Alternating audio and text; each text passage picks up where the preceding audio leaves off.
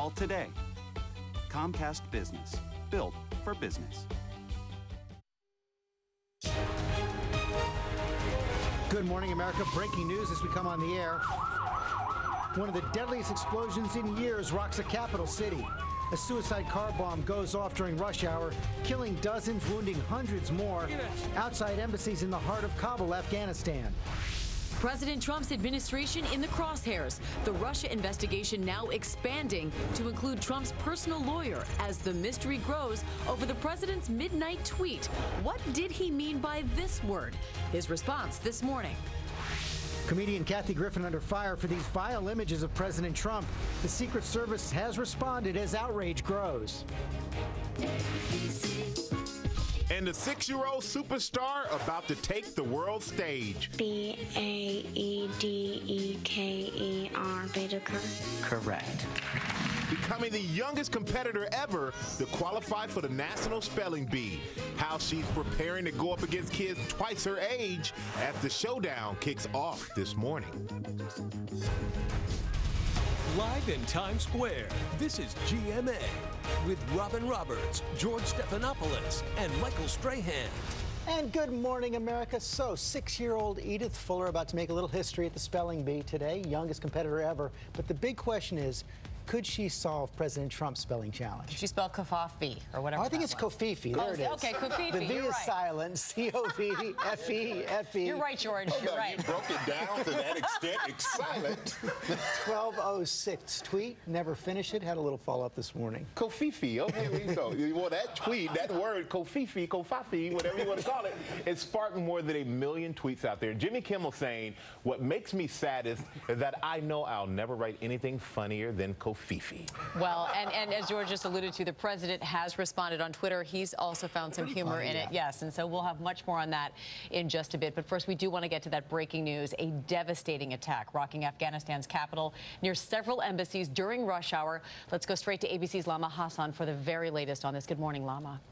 And good morning to you, Amy. This morning, in what is the deadliest attack in the Afghan capital in years, striking during the Muslim holy month of Ramadan in the heart of rush hour, the moment the massive and powerful explosion caught on an office security camera. The car bomb ripped through what is meant to be one of the most secure and heavily fortified neighborhoods in Kabul, close to the British and German embassies, killing more than 80 people and wounding 350 others, among them German embassy workers and civilians, with officials expecting the death toll to rise. Security forces and medical teams quickly swarmed the scene.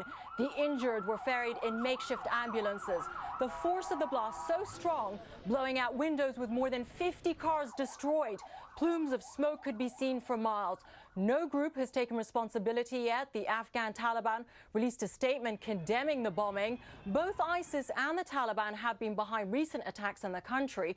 But the question this morning, how did an attacker evade the heavy police presence and target an area protected by 10-foot high blast walls? Amy. Yeah, so many questions. A horrific story there, Lama Hassan. Thank you so much. That conflict is getting worse, Amy. We're going to move on now. A lot going on in Washington this morning as President Trump mulls whether to pull out of the Paris Climate Accord. As we said, he set Twitter on fire just after midnight with that tweet we talked about.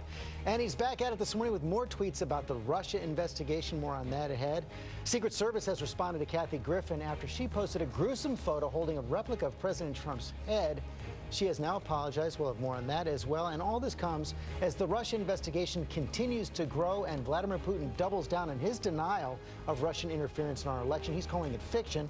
Our chief investigative correspondent, Brian Ross, has new reporting now on more Trump associates caught in the web of the investigation. Good morning, Brian. Well, good morning, George. A showdown brewing today between Congress and one of the president's longtime confidants who says he's refusing to cooperate in the Russia investigation. Mr. Michael Cohen. As his personal lawyer, Michael Cohen has been one of Donald Trump's most trusted aides. And now Congress wants to know what, if any, connections he had with Russian officials during the campaign. I think his role in particular is very important.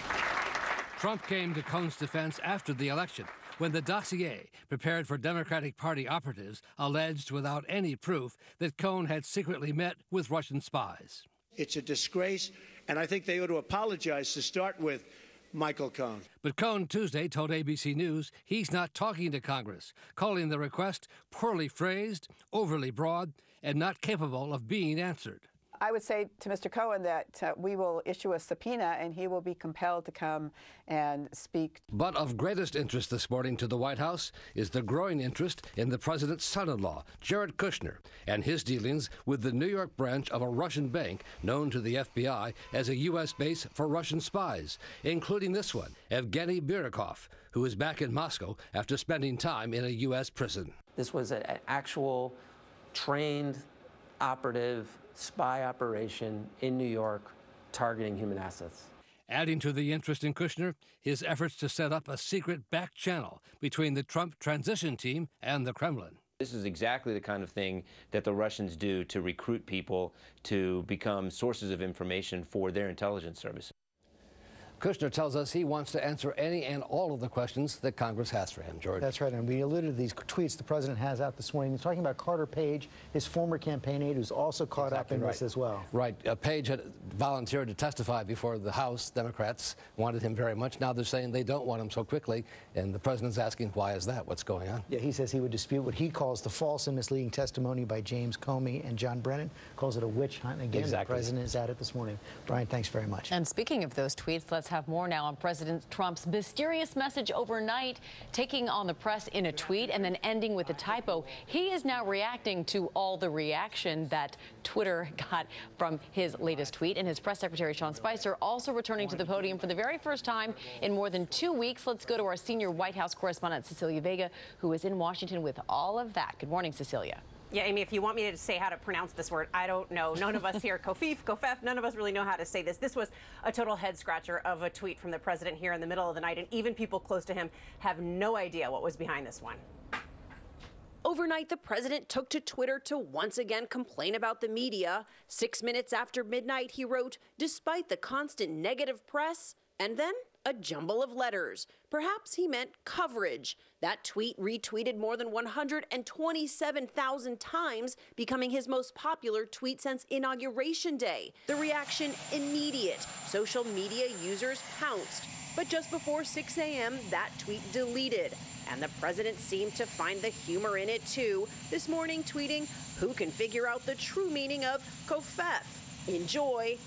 In the White House, Press Secretary Sean Spicer back at the podium after more than 15 days without an on-camera briefing. Good afternoon. But as for answers to all those questions about Russia, I'm not going to get into what the president did or did not discuss. Spicer did not deny that the president's son-in-law and advisor, Jared Kushner, tried to set up back-channel communications with Russia during the transition. But he would not say whether the president knew or when he found out. You're asking if he approves of an action that is not a confirmed action. So does the White House dispute that happened? I'm not going to get into it, but your question presupposes facts that have not been confirmed. Reporters had more questions. But I think, I guess that's, make mistakes. No, but that's not. But that's just fake. But he abruptly ended the briefing. Thank you guys very much. I appreciate it. So back to these tweets here. There have been reports that perhaps a team of lawyers might start vetting the president's tweets before he sends them out. The sources that I'm talking to say that that is absolutely not going to happen. The president is very much the mastermind behind these tweets that he sends out to his 31 million followers. But, George, these tweets are a major source of angst for all of the aides here at the White House. Clearly are, Cecilia. Thanks. Let's talk about it more now with our chief White House correspondent, Jonathan Karl, chief political analyst Matthew Dowd. And, John, let me begin with you and the president's tweets right there. Clearly the president doing this on his own whenever he wants at any time, set against the backdrop of a White House that is very unsettled right now, talk of a staff shakeup, talk of an isolated president. These are days of discontent and unease in the Trump White House. There's just no question about that. People close to the president who have spoken to him in recent days describe him, George, as deeply frustrated, unhappy with the advice he is getting here at the White House, therefore reaching out more than ever to friends outside of the White House. And that discontent and unease extends to the White House staff. So many of the president's most senior advisors unsure of how secure their own positions are here at the White House right now because of that talk of a looming major shakeup at the White House. Don't know if it will happen, but there's clearly concern here at the White House that it will. Yeah, you could see that on Sean Spicer's face yesterday. Let me bring in Matthew Dowd for more on this as well. One of the big questions right now, Matt, is will anybody come in, anybody of quality come in to this White House at this time, given how chaotic it seems to be inside? Well, if my advice would be the first position he needs is a Twitter assistant to sort of help him along in this. And I have to say, as I was looking at that tweet early this morning, I thought either he was talking about an International Soccer Association or a new drink at Starbucks. I was aware of it. I think, as George, as you know, every White House and every president, when they're having difficulty and when things are not going well, they always blame the communication folks or they always blame the staff.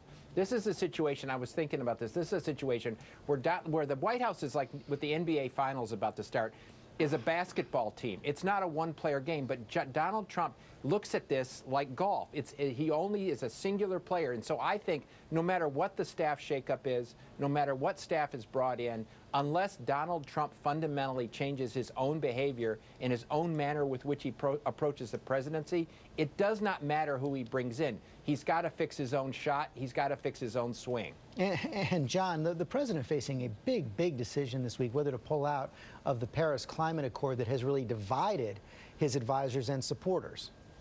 It's divided our allies as well. I mean, you had a situation at the Group of Seven meeting. This is the largest democracies in the world in Sicily. 6 of them saying that they want a commitment to Paris, and the president and the United States saying that they were unsure. The president's advisors are divided on this. And George, yesterday, the press secretary actually could not answer the question of, does the president believe that human activity contributes to climate change? So entirely unclear of what he's going to do here. The one thing that they do say, though, is that his decision will be based not on the effect of our allies and the impact it'll have on our relations with our allies, but solely on what he believes it will do to American jobs. Yeah, a fundamental baseline question he said he had to check with the president. Okay, John, Carl, Matthew Dowd, thanks very much, Amy. George, now to new images overnight of a first-of-its-kind missile intercept test. The U.S. successfully stopping a mock long-range missile in space. That test comes amid mounting fears North Korea will perfect a nuclear missile that can reach the continental U.S. Our chief global affairs correspondent, Martha Raddatz, has all the latest on that. Good morning to you, Martha. Good morning, Amy. There have been shorter-range test missile intercepts over the years, but many of those failed. But this long-range test, they nailed it on the first try. It was the first live-fire intercept test of an intercontinental ballistic missile in history, a critical victory for the U.S. coming at a critical time. The mock warhead fired from an island in the Pacific, more than 4,000 miles away at Vandenberg Air Base in California. The interceptor, or kill vehicle, roaring into space from an underground silo to stop the mock missile. And within an hour, the 5-foot-long interceptor hitting its mark. It is a remarkable achievement, the equivalent of hitting a speeding bullet traveling 4 miles a second with another speeding bullet. This is a very difficult calculation where you have to look at its arc and you have to figure out where the intercept is going to occur somewhere deep in outer space. That is truly rocket science in every sense of the word. The missile intercept test was carried out after North Korea successfully launched its 9th missile this year, a short-range ballistic missile with Kim Jong-un watching. State-run media claiming it was more precise than ever before. But this successful intercept sends a powerful message to North Korea. The head of the U.S. Missile Defense Agency saying the test demonstrates a capable, credible deterrent against a very real threat. Amy? Yeah, and Martha, while it's absolutely stunning and incredible to witness, it's important to note that this test was done under ideal conditions and was well planned. It was, Amy. You really do have to keep that in mind. Thankfully, this has never had to be used in a real-life situation where an intercept would be much more challenging, Amy. All right, Martha Raddatz, we appreciate it. Thank you. Michael? All right, thank you, Amy. And now to chaos at Orlando International Airport overnight. Police say a man pulled out what appeared to be a real gun and pointed it at officers. Negotiators worked for hours to calm him down, and ABC's David Curley has the story. Good morning to you, David. Michael, in these days of heightened security, concerns over terrorism, a man, a gun, and an airport all causes alarm. The man with what appears to be a gun overnight starts a nearly 3-hour standoff at the Orlando International Airport. Hundreds of police officers descending at an airport rental car lot. Hey guys, quickly get out of there. They cornered the suspect as officers seen in this YouTube video crouched behind pillars, evacuating civilians, and quickly realized the suspect is attempting a suicide by cop. The subject made several comments, pointed the firearm at the officers, said, shoot me, actually pointed the gun at his head, imploring the officers to shoot him. Police say the suspect, 26-year-old Michael Pettigrew, is a former Marine. Officers were able to get him to drop the weapon. From that point, he was in this area. He laid down on the ground with the gun very close by. It was a simulated firearm. The gun was not real. Police were worried because that gun was so close to the suspect. That's why it took so long. The suspect taken for mental evaluation. Michael, the airport says that this incident did not affect travel and operations at Orlando. All right, thank you, David Curlin. Glad they were able to defuse that situation, Amy. That's right, Michael. And we turn now to the outburst in court as the man accused of killing 2 Good Samaritans on a train in Portland, Oregon, faced a judge. Prosecutors say Jeremy Christian confessed after his arrest. They say he hurled anti-Muslim insults at 2 young women and then slashed the throats of the men who tried to help them. Christian did not enter a plea in court, but he did go on a belligerent rant. Death to the enemies of America. Leave this country if you hate our freedom. You call it terrorism, I call it patriotism. Prosecutors say Christian was drinking sangria at the time of the train attack and later said, I hope they all die. He could now face the death penalty if convicted. Michael? All right, thank you, Amy. And turning now to a big announcement from Ariana Grande. The pop star is returning to Manchester this Sunday to headline a tribute concert to benefit the victims of the terrorist attack. And she has a lot of big acts that are going to join her. ABC's Alex Perez is in Manchester with that this morning. Good morning, Alex. Hey, good morning, Michael. It's been 9 days since the attack, and take a look behind me here. You can see the memorial keeps growing and growing, and now a group of A-list stars is hoping to honor the victims with the biggest tribute yet. Overnight, Ariana Grande vowing to make her return to Manchester. The pop star announcing the One Love Manchester concert planned for this Sunday, raising money for victims of the horrible tragedy. With some of music's biggest names set to join Grande on stage. What do you mean? From Justin Bieber to Coldplay, Miley Cyrus, and Katy Perry, who tweeted Tuesday, the music community stands together with love and in solidarity. I am humbled to be part of this show.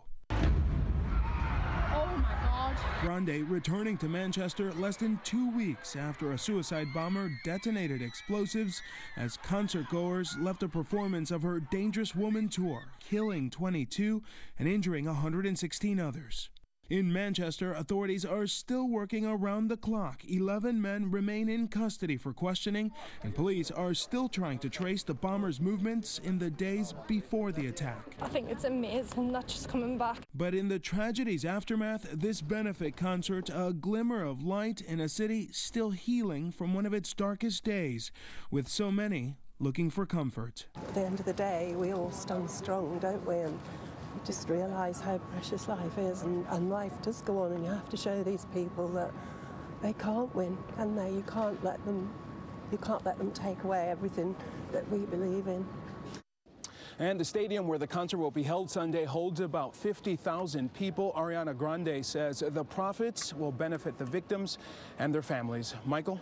All right, thank you very much. As you said, it's a glimmer of light. It's incredible to see how much that memorial has grown in the past week. Just so much love and support for that community. She will galvanize it at that conference. Want to go to Rob right now? Got storms and flooding in Texas. Yeah, George, pretty much the eastern half of the country. A lot of instability, a lot of unsettled weather. This I-35, some heavy rain there, 2.5 inches in less than 3 hours there. Winds gusting to 50 miles an hour. Another threat for severe weather across the Northeast later on today. Time now for your Sunny City is brought to you by Capital One Venture Card. This lovely lady has a typical airline credit card, so she only earns double miles on purchases she makes from that airline. Would you earn double miles on, please? Oh, it's unfortunate. There's a better option. The Capital One Venture Card. With Venture, you earn unlimited double miles on every purchase, everywhere, every day. Not just airline purchases. Seems like a no-brainer. What's in your wallet? Grab the umbrella on this hump day heading out. A little bit of wet weather around our area. We've got morning fog. That should burn off 10 a.m., followed by some spotty showers and then a chance for afternoon thunderstorms probably up until about 5 p.m. today. But the chance starts at 11 with showers.